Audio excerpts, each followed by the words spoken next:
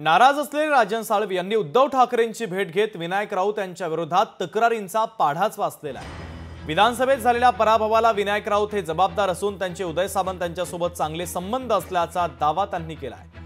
त्यावर विनायक राऊतांना पक्षातून काढू का असा संतप्त सवाल उद्धव ठाकरे यांनी केल्याची माहिती मिळते आहे।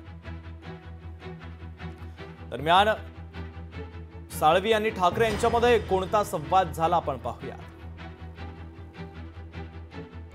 संवादातील महत्त्वाचे मुद्दे होते। कोकणातील निकालावरून मातोश्रीवर खडाजंगी झाली। राजन साळवींनी पराभवाचं खापर विनायक राऊतांवर फोडलं।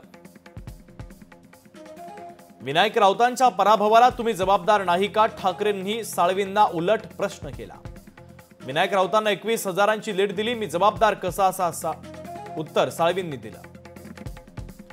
तर विनायक राऊतांना पक्षातून काढू की जिल्हा प्रमुखाला काढू असा सवाल उद्धव ठाकरेंनी केला। तो आपला निर्णय आहे, राजन साळवी यांचं हे उत्तर होतं। विनायक राऊत जिल्हा प्रमुखांचे उदय सामंत आणि किरण सामंतांशी चांगले संबंध आहेत असं साळवी यांनी उद्धव ठाकरेंसोबत झालेल्या चर्चेत म्हटलंय। तुम्हाला जो काही निर्णय घ्यायचा तो घ्या असं उद्धव ठाकरेंनी म्हटलं।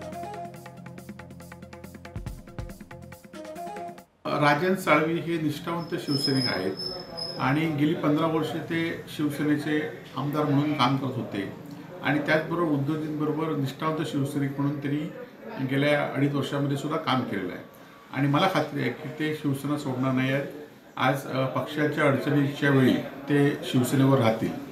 त्याचबरोबर त्यांच्या विरोधात वरिष्ठांनी काम केलं असेल किंवा तिथल्या पदाधिकाऱ्यांनी काम केलं असेल तर त्यांनी उद्धवजींना हे सांगितलं पाहिजे। निश्चितपणे उद्धवजी त्यांच्यावर ज्यांनी त्यांच्याबरोबर काम केलं त्यांच्यावर कारवाई करतील। लोकशाही मराठी ऐका, पहा, जागरूक रहा।